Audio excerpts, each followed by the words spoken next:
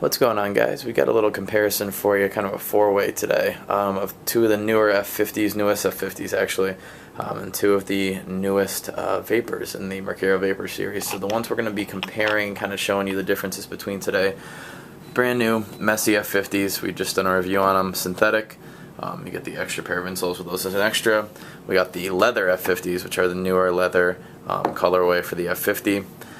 Get the CR7 newest Mercurial Vapors right there.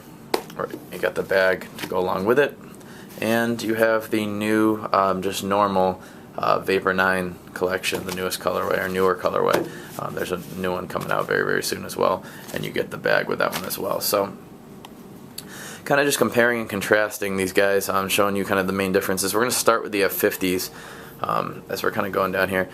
First obvious difference, synthetic leather. You do get the same pretty much, I can back these up for you.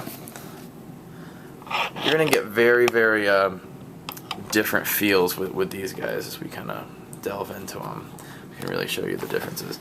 So as we're going up between synthetic and leather, obviously most people, synthetic are the more popular of the two.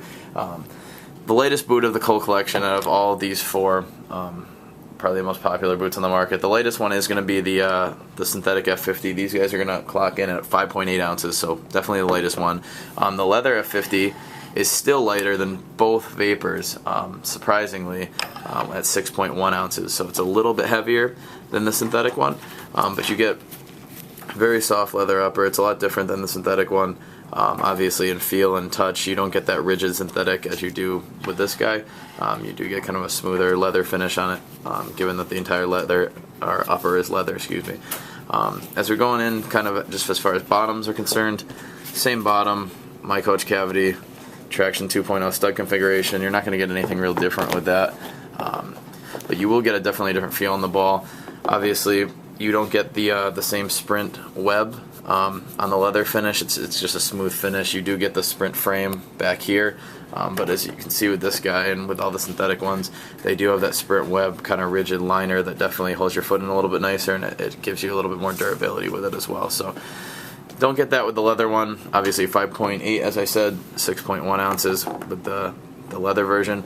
As far as what you get on the inside, obviously the synthetics come with the extra padding. However, perforated insert, and you get the additional inserts up there. This one, you get that reinforced kind of suede, very extra padded, a lot more squishy, a lot more comfortable obviously, but you're getting that extra pair of inserts up there. That's really kind of what's making up for that. So not a huge difference there as far as just what you get included in them.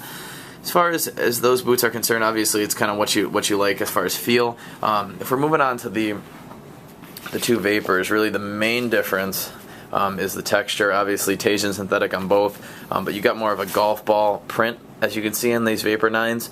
They're kind of doing that little almost gritty, sticky golf ball print on there, whereas with the CR7s and some of the other past models, it's more of a leather feel. I honestly don't know which one I prefer. I prefer the feel of these better. I prefer the fit of those a little bit better though, as far as fit. And as far as fit for these guys too, I do like the leather ones a little bit better than the synthetic, just because I feel like you get a little more substance and you don't sacrifice weight a ton. So I would say the leather as far as fit for those two. But moving on to the Vapor family right here, we can back these up so you can take a better look. Obviously smoother, more leather finish on the Teijin synthetics on these. Still Teijin, but definitely that golf ball dimply print. Same weight for these guys, so 6.6 ounces for either Vapor. So still very light, no matter what kind of what casing you get on them. You're gonna get the same exact, obviously, stud pattern on the bottom, as you can see. You got the two studs in the back for balance, and then you got kind of that bladed stud pattern throughout the sole plate of that guy. So it's not really anything different on that front. As far as what you get on the inserts, nothing really at all different, except for the fact that these are going to say Cristiano Ronaldo on them. Both perforated inserts. Nothing really to write home about with either of them, to be honest with you. There's really nothing special about either of those, just the standard perforated insert. As far as just feel and touch on the ball, I do like the kind of the leather finish. I feel like it gives you more of a just kind of a smoother touch on the ball, and you feel like you can settle it down a little bit easier. I do like, as I said before, the fit of these ones. I felt like they were maybe a little wider, whether that's just me, just my foot or not. I felt like those felt like they hugged the foot a little bit nicer as well. And just as far as all of these are concerned, obviously as far as weight's concerned, synthetics, F50s are the top of the four, again at 5.8 ounces.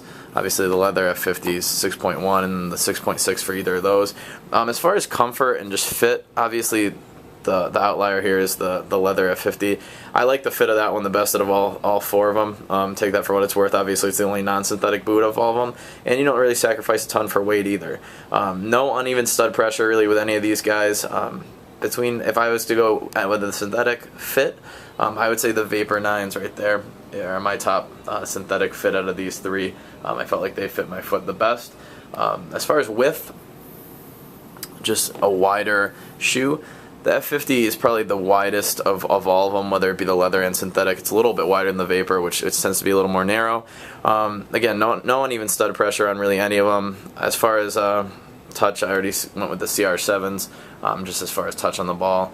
And just as far as just comfort in general, which I guess you could say the same thing as fit, but I gotta go leather F50s, and if I was going synthetic again, I would go with the Vapor 9. So, kind of just showing you the ins and outs of all these boots. Obviously, the leather F50 is a little bit different because it is a leather boot than the other ones, but nonetheless, I'm just showing you some of the top tier boots on the market and kind of what you guys think about them. Definitely let me know what you think about this review comparison showcase, if you will. Keep giving your comments, feedback, questions, and just let me know what you guys want to see, and I'll try to get up there for you. So, until next time, guys, I hope you guys are well, and I will talk to you soon. All right, take care.